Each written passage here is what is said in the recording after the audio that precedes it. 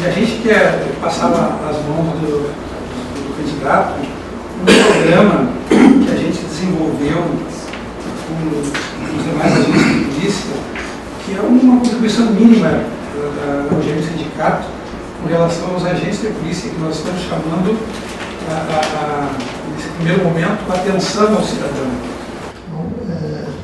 Quando a gente é candidato ao governo do Estado, nós temos tantos problemas que às vezes realmente a gente fica achando que não tem solução. Ao mesmo tempo, tem momentos de ordem, momentos de riqueza, de elaboração, e esse esforço de vocês é parte disso. Eu vejo que numa campanha eleitoral, o fato de nós termos numa entidade de policiais esse pensamento crítico tão vivo é também uma demonstração da mudança do nosso tempo. Isso vale para a Polícia Civil e, por incrível que pareça, também vale na Polícia Militar. Nesse debate nacional sobre segurança, que não vai ser o centro da minha fala, porque eu quero fazer uma discussão geral também, mas o debate sobre segurança, ele está ligado à questão geral, por conta, de uma certa forma, nós temos visto isso, de um bloqueio do regime político, dos governantes, para que haja, de fato, mudanças estruturais. Vocês conhecem bem que uma das pessoas que mais tem elaborado sobre segurança pública no Brasil, eu falei do Cael, estou falando de vocês, mas para sair aqui do Estado, para falar em termos que não é só na academia, mas também no trabalho concreto da segurança pública, é o Luiz Eduardo Soares. O Luiz Eduardo Soares, ele é um pensador muito capaz, que tem propostas para a segurança pública que eu considero que elas poderiam ser as propostas para balizar um debate sobre segurança pública no Brasil. Não quer dizer que todas as propostas dele sejam corretas, mas nós já temos elaboração. O que eu quero chamar a atenção é que nós não estamos, do ponto de vista programático, no zero. Nós já temos no Brasil, isso é um sinal de progresso, uma grande elaboração programática sobre segurança pública, feita pelos agentes da segurança pública e por intelectuais comprometidos e que trabalham essa questão. Pois o Luiz Eduardo Soares, ele foi o primeiro secretário nacional de segurança no governo do PT, primeiro secretário do governo do Lula, e ele pediu demissão, não, para usar a expressão do Tropa de Elite 2, pediu para sair. Pediu para sair, não aguentou, que não era viável, não tinha nenhuma possibilidade de realizar de fato o plano que ele tinha, que era um plano que o PT tinha dito, não, vamos fazer. Tanto que nós decidimos, vamos fazer, que eles tinham entregue para o Luiz Eduardo Soares essa proposta. Pois o Luiz Eduardo Soares ficou totalmente abandonado, o Luiz Eduardo Soares e as suas ideias. Ele, de uma certa forma, a trajetória pessoal do Luiz Eduardo Soares é um pouco uma certa expressão de como está abandonado o tema, de como, em termos de partidos políticos, esse tema realmente não está sendo levado adiante. Então, o Luiz Eduardo Soares, em 2008, ele apoiou a Luciana Genro para candidata a prefeita aqui de Porto Alegre. Não tinha nenhum partido do sistema que realmente defendesse o plano dele. Ele terminou com a Luciana Genro, que, do ponto de vista do sistema, é uma candidatura bloqueada. Eu acho que tem um ponto que o Ortiz tocava e que nós temos que pensar o porquê que ocorre isso. Na cúpula da segurança pública, tanto do ponto de vista dos coronéis quanto dos delegados, é uma hierarquia imexível, para usar a expressão do Magri, né?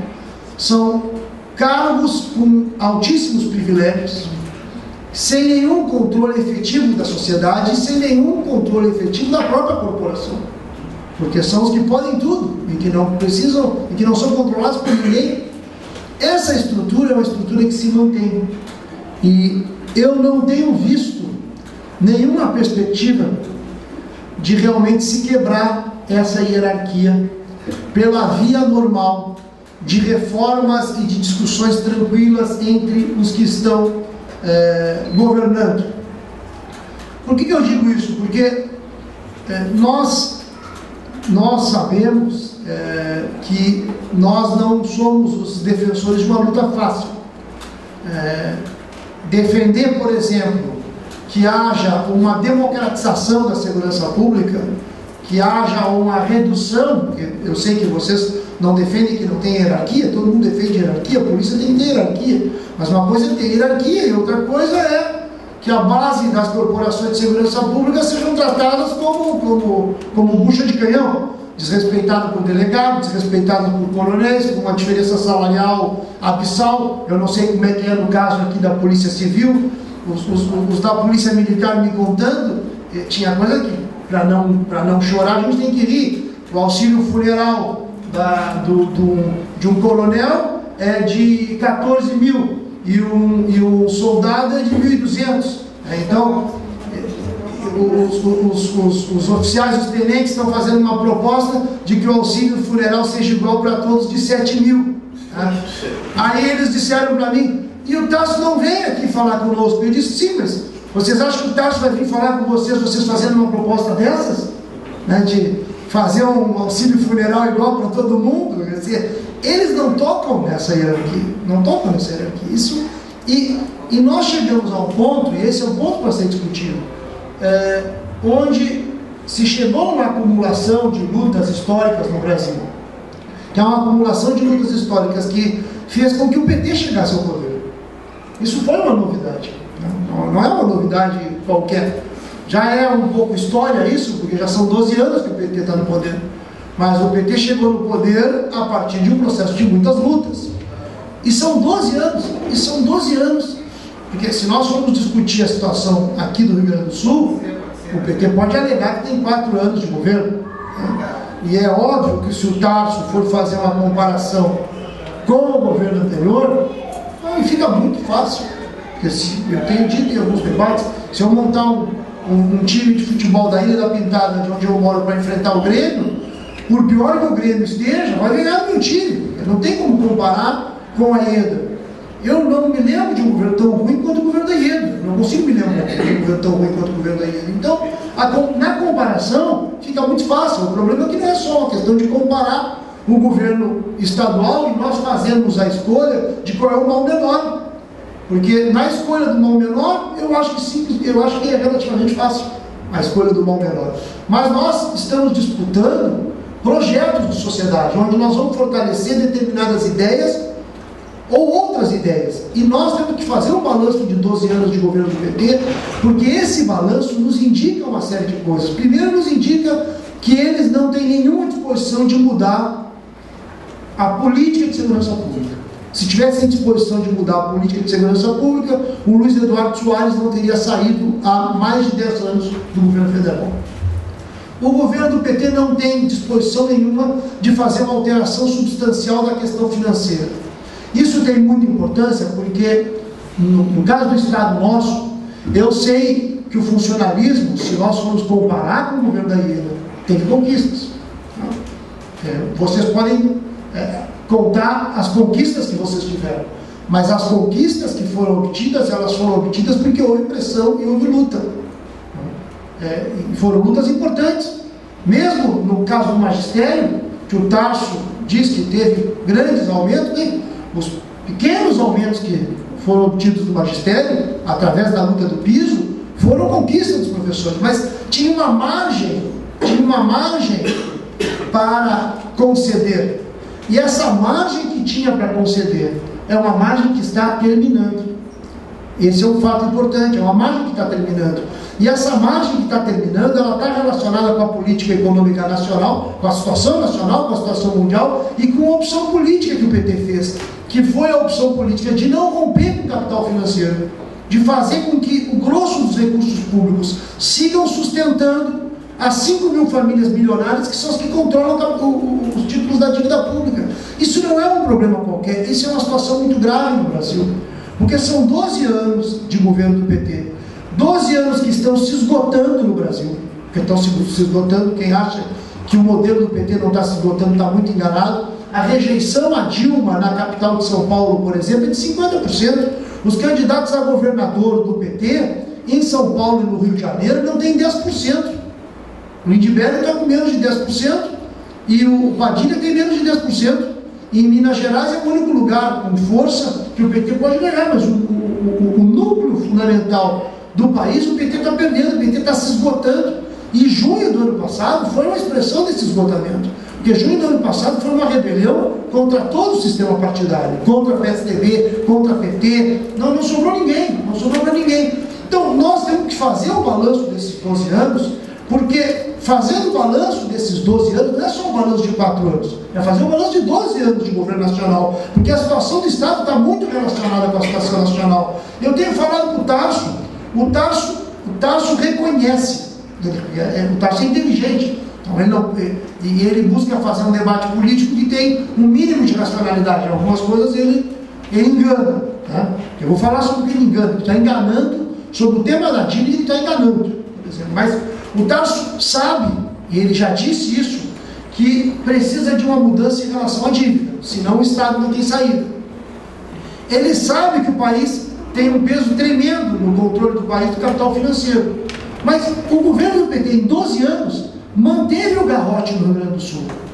Todo mundo fala já, era um assunto que em 2006 só o pessoal falava, de que a dívida é um problema crônico que tem que ser atacado, etc, etc. Agora, todos já reconhecem que esse tema realmente não tem, ele precisa ser equacionado. Pois, um acordo que foi feito em 98, e todos dizem que foi um acordo lesivo, nem o Sartori tem um acordo, que é do PMDB, que foi o governo que fez o acordo, era PSDB no governo federal e o PMDB no governo estadual, o acordo de 98, Brito e Fernando Henrique. Bem, esse acordo foi feito, o PT ganhou a eleição em 2002, em 2002 começou o governo do PT. Se eles tinham alguma intenção de realmente acabar essa sangria do Rio Grande do Sul, que todos já reconhecem que é uma sangria, por que eles não refizeram o acordo? Eles não refizeram o acordo, era um contrato, podia ter sido refeito o contrato, em outros termos. Isso não foi feito, e nós continuamos com 13% da nossa receita indo para Brasília. Isso é um tema importante, porque nós já sabemos, e se discute as finanças do Estado, que o Estado está engessado. Está engessado pela dívida. Depois há uma opção também, que também é uma opção nacional do PT, mas que se expressa no Estado, que é a opção das isenções fiscais. Nós temos isenções fiscais, os valores são absurdos. Nós temos 30 bilhões de isenções fiscais na gestão do Tarso. Mas 30 bilhões. A gente se perde nos valores, porque anualmente é 11 bilhões, mas 11 bilhões é quase 4 vezes todo o gasto da saúde. Eu acho que o gasto da segurança é mais ainda. O gasto da segurança acho que é menor que a saúde no Estado. Então é 4 vezes seguro o gasto da segurança pública. Em renúncia fiscal. Ou renúncia fiscal, e quando não é renúncia fiscal, é crédito para grandes empresas. Se estudando os investimentos do governo, onde o Tarso fala que houve grandes investimentos, o grande orgulho do Tarso é o investimento essa fábrica de celulose, mas é inacreditável. Eu nisso teve um companheiro que dizia que não queria estar vivo para ver o dia que os delegados e coronéis iam ter tanto poder. Mas eu não sabia que eu ia estar vivo para ver tamanha capitulação do capital financeiro do PT. Mas é demais que o Rio Grande do Sul, que o governador que era antes de esquerda, diga que a grande esperança do Estado é uma fábrica de celulose em Guaíba, é inacreditável. Mas como é que uma fábrica de celulose vai ser alguma perspectiva para o Rio Grande do Sul? A única coisa que uma fábrica de celulose vai poder fazer é garantir que haja no campo do Rio Grande do Sul, sobretudo no Pampa, um processo de desertificação acelerado para poder exportar papel higiênico para os europeus. Mas quer dizer que o Rio Grande do Sul, na divisão internacional do trabalho, vai ser exportador de soja, exportador de papel. Mas é isso que nós vamos fazer. Quando nós temos um campo riquíssimo, quando nós sabemos que da produção agrícola do Rio Grande do Sul, de pequena propriedade agrícola, agricultura familiar, é responsável por 70%, ainda hoje, 70% da alimentação das cidades é garantida por pequena propriedade e por agricultura familiar. Mas e qual é o investimento nisso que nós temos? A pauta, por exemplo, da reforma agrária, que era uma pauta que existia, acabou essa pauta da reforma agrária. É uma tragédia a pauta da reforma agrária. Mas por quê? Porque há já um acordo muito consolidado entre PT, grandes corporações empresariais e o capital financeiro. Esse acordo está instalado e nós já estamos sofrendo as consequências disso através de uma ausência total de investimento estatal. Os problemas da segurança só vão se agravar. Não tem como não se agravar, porque como é que nós vamos resolver os problemas de segurança? Não tem que botar um policial militar em cada esquina, já que a polícia não é única, e depois uma delegacia, vai ser o quê? Nós vamos fazer uma delegacia. É muita carência, já tem carência hoje. Já tem carência hoje, que é reconhecido que tem carência. Mas nós não podemos apostar só numa política de repressão, que é um pouco a abordagem que vocês têm. Quer dizer, é preciso avançar em polícia comunitária, é preciso avançar numa polícia cidadã, é preciso... Só que é evidente que com a situação social que nós temos, há uma situação de deterioração. E numa situação de deterioração social, nós vamos enfrentar muitos problemas na área da segurança. Vai ser enxugar gelo. Vai ser enxugar gelo. Tem temas que são temas que nós, portanto, convidamos vocês para participar. Essa discussão sobre enfrentar a questão da dívida é parte de uma mobilização necessária. Nós tivemos, no ano passado, essas mobilizações de junho, que foram milhares que foram para as ruas. Nós precisamos entender o que aconteceu em junho. Não foi um acontecimento qualquer. O Brasil mudou completamente em junho e não mudou. Quer dizer, é uma mudança, mas já foi uma expressão de um descontentamento muito grande e expressão de uma vontade. Qual era a vontade que se expressou em junho? Que a saúde pública tinha que ter investimento, que a educação tinha que ser padrão FIFA, que o professor tinha que ganhar o salário do Neymar. Havia várias demandas em junho que foram expressas de um tipo de vontade na sociedade que hoje a gente sabe que não se realiza. Mas o que junho não apresentou, e não tinha como apresentar espontaneamente, porque foi um movimento espontâneo, um movimento de massas, é um programa que articule as demandas com as saídas, com as propostas capazes de oferecer uma saída. Por isso que é tão importante o programa que vocês trazem, que é um programa que aborda determinados temas. Só que nós precisamos de um programa global, um programa que mostre de onde nós vamos tirar recursos públicos para poder investir no que a sociedade considera necessário. Esse é um tema grave. Hoje, os recursos públicos eles estão tendo uma determinada destinação. No plano nacional, 40% do orçamento é para dívida. No plano do Estado, 13% é para dívida. No plano do Estado, nós temos um nível de investimento e de crédito para as grandes empresas que é muito superior à microempresa. O crédito para pequena propriedade, para microempresário, é de menos de 400 milhões, enquanto que o crédito para as grandes empresas é um múltiplo disso. Esse debate, nós vamos convidar todos os sindicatos para fazer. Nesse sentido, nós, de uma certa forma, estamos fazendo uma campanha eleitoral para lutar por aliados. Nós sabemos que há uma correlação de forças eleitoral, sabemos que não é um processo fácil, porque o sistema bloqueia qualquer proposta que seja uma proposta contra o sistema. Então o sistema bloqueia. Uma das formas mais eficazes de bloqueio do sistema são os grandes meios de comunicação, que não são simplesmente meios de comunicação, são grupos empresariais. No Rio Grande do Sul aqui, o mais forte deles é a RBS, com um nível de questionamento brutal. Não é à toa que em junho, para onde é que as marchas de junho foram? Foram para a RBS. O centro, o poder que é identificado pelas pessoas mais críticas é a RBS, porque é um grupo empresarial com uma capacidade de manipulação enorme. Então eles decidem quais são as propostas viáveis e quais não são as propostas viáveis. Eles decidiram, por exemplo, que é inviável suspender o pagamento da dívida. Eles decidiram que é inviável. Como eles decidiram que é inviável, eles reproduzem essa ideia. Então, até países que suspendem o pagamento, ao invés de tratarem como suspensão do pagamento, tratam como calote. Então, a Argentina suspendeu o pagamento. Eu não vou fazer a apologia do governo argentino, eu estou dando um dado da realidade. Um país que não é um país pequeno, suspendeu o pagamento da sua dívida em 2002. A Argentina não foi uma ação soberana. A Argentina colapsou de tal forma que eles não tinham mais condições de pagar. E o povo argentino estava tão mobilizado e organizado que a única forma de continuar pagando, em tese, seria arrochar mais o povo. Como o povo estava muito organizado e muito mobilizado, a classe dominante argentina viu, não, esses aí não dá mais. Não podemos arrochar salário, aumentar imposto, não temos por onde pegar, não temos por onde tirar dinheiro. Então suspenderam o pagamento, porque para eles continuarem pagando, eles teriam que extrair mais riqueza do povo. Não puderam, e a Argentina conseguiu sobreviver 10 anos, de 2002 até agora, são 12 anos, porque eles pararam o pagamento da dívida. Mas como é que a Argentina é tratada? Como caloteira. Mas caloteira de quem? Mas aqui, quando não pagam o piso, quando não pagam o salário, ninguém é caloteiro. Agora, se tu para de pagar para o sistema financeiro, tu passa a ser caloteiro. Então a linguagem tem poder.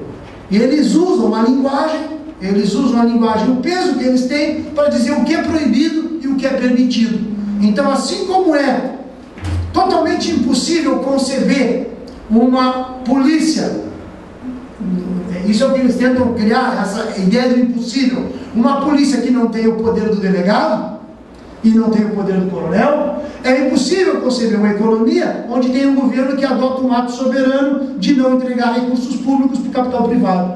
Mas eu acho que é possível ter uma polícia com hierarquia sem ter essa estrutura que tem. Assim como é possível, muito bem, ter uma polícia militar sem essa hierarquia. Não sem hierarquia não faz sentido, mas que tenha uma nova hierarquia, que seja democratizada. Isso, a sociedade, é uma luta que nós convidamos todo mundo a dar. Sabemos que não é uma luta fácil, sabemos que não é uma luta que se limita ao processo eleitoral, mas a eleição tem muita importância, porque a eleição é um momento também de fortalecer ou não determinadas ideias. E nós temos uma vantagem no Brasil, que é o fato da eleição ser em 2 turnos. No início, quando a Constituição foi definida, ter 2 turnos era uma manobra da burguesia. Olha como é o mundo. Era uma manobra da burguesia para evitar que o PT tivesse muita força. Porque o PT era um partido que não fazia muitas alianças. Fazia muito poucas alianças. Então, realmente, quando tu não faz muitas alianças, ganhar no segundo turno é mais difícil. Porque agora, isso já passou, o PT já fez todas as alianças que podia, já ganhou a eleição. Agora tem uma vantagem de ter 2 turnos, que é a possibilidade de não ficar buscando qual é o mal menor. É, pelo menos no primeiro turno, fortalecer as ideias com as quais cada um concorda. E esse é o sentido do nosso chamado sempre. Aproveitar a eleição e aproveitar que tem 2 turnos para votar nas propostas de esquerda, nas propostas coerentes e nas propostas que enfrentam os interesses dos grandes grupos empresariais que controlam a política, a economia e a mídia.